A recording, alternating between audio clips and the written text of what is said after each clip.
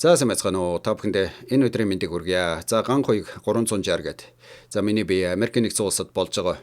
За ерөнхийдөө одоо маш чухал халуун сэдвүүдээр за 7 хоног тутамдаа ингээд нэг товчлоод мэдээлэл хүргээд байгаа.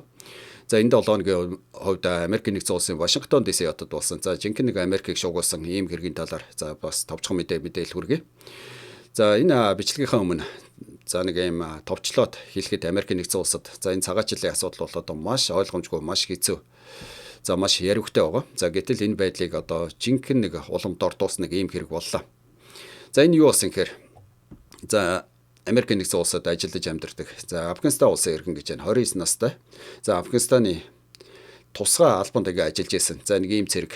За яг одоогийн байдлаар би түрүү хэлсэн Америк нэгдсэн улсын баруун хойд байдаг Вашингтон муж улсад ингээд ажиллаж амьдардаг. За ийм иргэн. За Америк нэгдсэн улсын зүүн урд мужид байдаг. Америкийн нэг захаас нөгөө зах хүртэл ингээ яваад. За Вашингтон DC буюу одоо Америк нэгдсэн улсын нийслэл. За цагаан урдан байдаг газар. За энэ цагаан урдноос ерөөсөө 2 блокийн газар. За энэ нь болохоор бараг 1 км хүрэхгүй газар. За ингээ метроны буудлын дээр хамгаалт хийжсэн. За ийм нэг ийм 2 National Guard гэдэг одоо манай монголоор бол одоо дотоодыг хамгаалах ийм одоо албаны 2 цэргийг ингээ буутсан ийм хэрэг гарлаа. За энэ зурган дээр ингээд нэг 2 National Guard ингээ буутсан.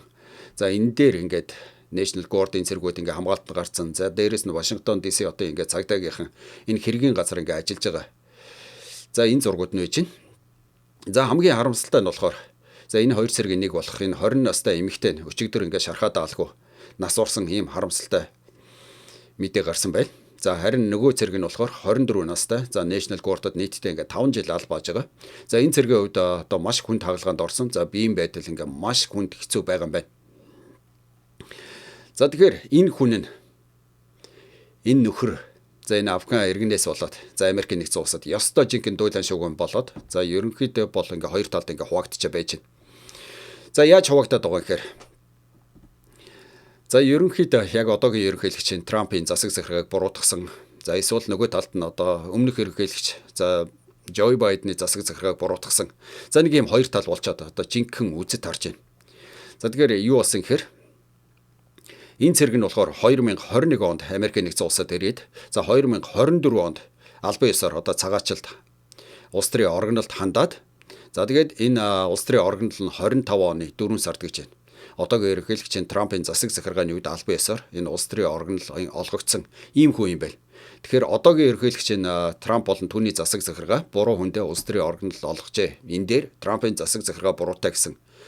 За нэг ийм хэсэг одоо нэг талдаа гарсан хүмүүс байна. За гэтэл нөгөө талд нь болохоор энэ дээр одоогийн ерөнхийлөгч Трамп биш харин энэ хүмүүсийг авчирсан өмнөх ерөнхийлөгч Joe Biden-ы засаг захиргаа буруутай гэсэн нэг.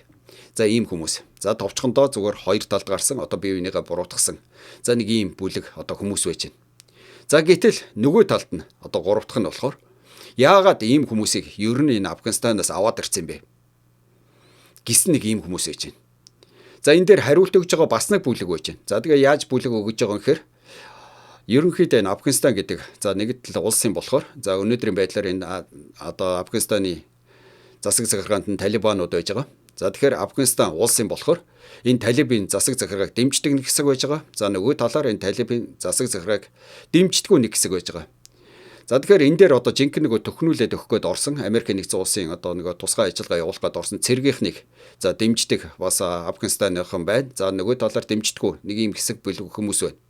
За тэгэхээр Америк нэгдсэн улс Афганистанд очоод за энэ Америкийн цэргийн хүчин за дээрээс нь CIA за дээрээс нь одоо Америкийн дипломат албаныханд за маш олон жилийн туршид ингээд хамт ажиллаж исэн.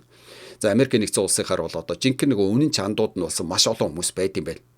Тэгэхээр Америк нэгдсэн улс Афганистанаас цэргээ гарах болсон. За нэгэнт гаргасан учраас тэр хүмүүсийн өмнө одоо хүлээсэн үүрэг тэр хүмүүсийн одоо эрүүл мэндийн амь насыг ингээ хамгаалах нь за Америкчуудын үүрэг байсан учраас за нийтдээ 67 мянган Афганистан хүнийг гэж шүү. Тэр Афганистан улсаас Америк нэгдсэн улсад өмнөх ерөнхийлөгчийн үед авчирсан байт юм байна. Тэгэхээр энэ бол ерөөсөө энэ дээр тэр Joe Biden-ы асуудал биш. Ерөөсөө Америк нэгдсэн улс хийх ёстой ажлаа хийсэн, хүлээх ёстой үүргээ хүлээсэн гэсэн. За нэг ийм хүмүүс байж байна. За нөгөө талаар бас нөгөө нэг энэ хүнийг одоо тийм ээ жишээлх юм бол маш олон жилийн турш ингээд дайн байлдаанд орж исэн ийм цэргүүд нь, ийм хүмүүс нь За эрүүл мэндийн хувьд бол асуудалтай байдаг. За тэр дайны үед за эрүүл мэндэнд асуудалд орж болно. За эсвэл дайн дууссны дараа, гэртээ ирсний дараа, 4 жилийн дараа, 10 жилийн дараа за эрүүл мэндийн асуудалтай болдог. Магадгүй энэ залуу за энээс болоод за асуудалтай болцсон байхаа гэсэн ийм хүмүүс ч гэсэн одоо байна.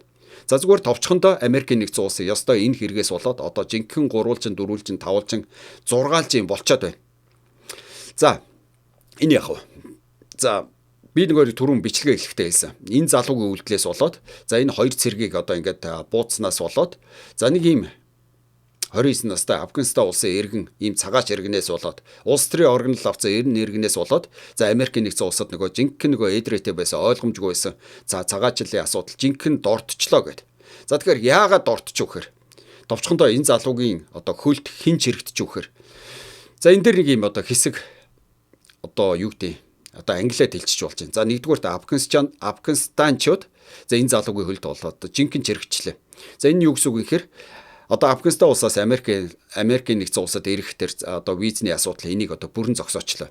За дээрэс нь одоо Афганистан улсын одоо паспорт барьдаг одоо паспортыг барьж байгаа Афганистан улсын иргэд Америкийн нэгдсэн улсад одоо ирж байгаа эсвэл одоо урд нь виз авсан бол за энэ дээр маш хатуу хяналтаа ингээд тавина гэж байна. За нэгдүгээрт. За хоёрдугаарт нөгөө нэг түрүү хэлсэн Joe Biden-ийн үед одоо нэг Америкийн нэгдсэн улсын маш ойрын түнш байж байгаа гэдэг Америкийн нэгдсэн улсад ороод ирсэн ийм хүмүүс байж байгаа. За тэгээд зарим нь болохоор одоо улс төрийн моргонолд одоо хандах гад бэлтэж байгаа эсвэл одоо тэр процесс нь үргэлжилж байгаа. За энэ хүмүүсийг нэг бүрчлэн бүгдийг нь шалгана гэж байна. Тэгэхээр одоо нөгөө түрүүний ярьсан нөгөө 67 мянган хүн ирсэн одоо тэрнээс одоо хідэн энэ процесс нь үргэлжилж байгаа. Тэгэхээр тэр хүмүүс бол энэ одоо залуугийн хөлд одоо ингээ бүрэн чирэгдэж байна гэсэн үг. За гуравдугаарт яг энэ залуу шиг Америкийн нэгдсэн улсад орж ирээд улс төрийн оргонол авсан ийм хүмүүс байж байгаа. Тэгэхээр яг одоогийн байдлаар энэ улс төрийн оргонол авсан энэ Афганистан улсын иргэдийг одоо бүгдийг нь дахиж буцаа шалгана гэж байна. Тэгэхээр одоо ингээд оргонол авсан одоо хэдэн мянган хүн байдیں۔ За тэр хэдэн мянган хүн энэ залуугийн хөлд ингээд бүрэн чирэгдэх нь ингээд тодорхой болчихжээ. За цаашлаад одоо нийтдээ 17 улс гэж байна. За гэхдээ энэ 17 улсынхаа нэрийг нь одоо яг зарлаагүй. За гэхдээ ямар ч байсан одоо хүмүүсийн ярьж байгаагаар бол ихэнхдээ нэг муслим шашинтай.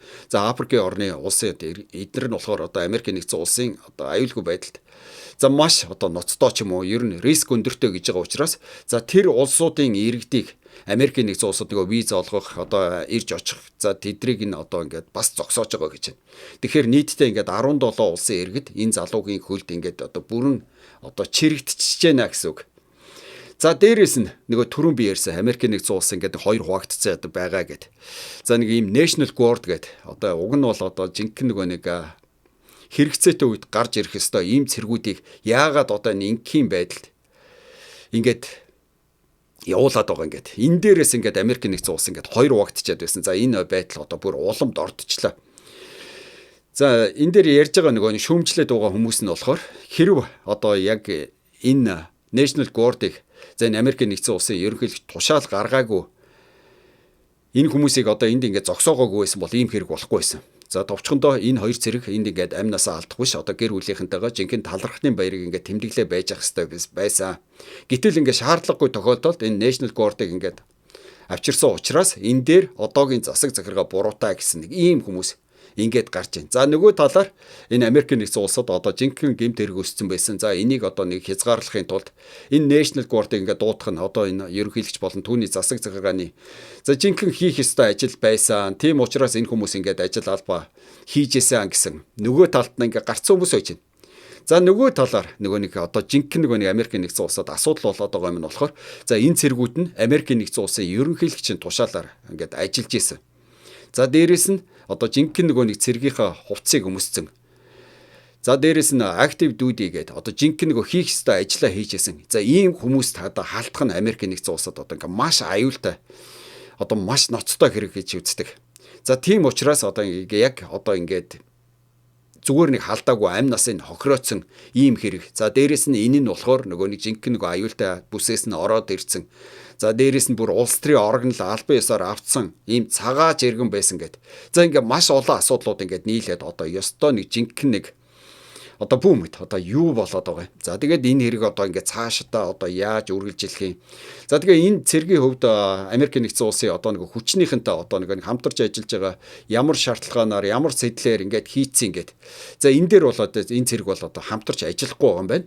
За гэхдээ Америк нэгдсэн улс одоо энэ залуугийн утсыг энэ компьютерийг энэ за ажиллаж исэн амьдарч исэн газар холбоотой байсан хүмүүсийг за нэмэлт хүч гаргаад ингээд шалгаж байгаа гэж байна. Тэгэхээр ямар ч байсан энэ залуу одоо яг ямар сэтлэр ямар шалтгаанаар Америк нэгдсэн улсын одоо баруун хойд эргээс бүр зүүн урд ирэх хүртэл ингээд одоо эн чинь машинаар явах юм бол бараг 7 хоногийн ажил болдог. Хэдэн мянган километр үргэлжилдэг ийм урт замыг тэгээд эндээ ингээд буу муу ингээд аваад тэгээд тэр бууга одоо Америк нэгдсэн улсын цагаан ордноос 2 блокийн газар ингээд бууга бариад явж исэн. Одоо ямар санаа, ямар сэтэл хаанаас одоо ийм одоо бүүмэд одоо авсан гэд. Энийг ингээ бүгдийг ямар ч байсан шалгах чинь илрүүлчихнэ гэд. За нөгөө талаар ингээд нөгөө түрүүн би хэлсэн энэ залуу магадгүй эрүүл мэндийн асуудалтай болсон байх. Энийг шалгах хэрэгтэй гэд. Гэтэл нөгөө талд нь болохоор нөгөө түрүүн ярьсан Америк нэгдсэн улсын ерөнхийлөгчийн тушаалаар ажиллаж исэн жинхэнэ цэргийнхаа утсыг өмссөн байсан. Ажлаа хийж исэн. Ийм хүмүүст халдсан учраас за энэ хүмүүсийг бол одоо энэ залууг бол маш хатуу шийдэх хэрэгтэй. Одоо нөгөө жинхэнэ нөгөө цааз маазын ялмал өгөх хэрэгтэй гэх мэтэр за Америк нэгдсэн улс яста жинхэнэ дуйлан шууган болж энэ да. За тэгээ цаашдаа энэ хэрэг яаж үргэлжлэхийг бол одоо мэдэхгүй. За ямар ч байсан цагаачлалын асуудалд бол одоо маш ноцтойгоор ингээд нөлөөлөх нь бол ингээд тодорхой болчлоо. За тэгээд миний хувьд түрүү хэлсэн 7 хоног тутам Америк нэгдсэн улсад болж байгаа одоо ингээд бүхэл халуун сэдвүүдээр ямар ч байсан мэдээлэл ингээд их хэлээр хүргээд ингээд та бүхэндээ тавиад байна. Тэгэхээр манайха сайхан хуудсан юм дагаад за шеэрлээд за янз бүрийн санаа оноо за орхигдуулсан нэмэлт мэдээллүүд байх юм бол энэ комент хэсэгт ингээд бичээд өгөөрэй гэж хүсье. За тэгээд дараагийн дугаараараа уулзлаа. Түр баяртай. За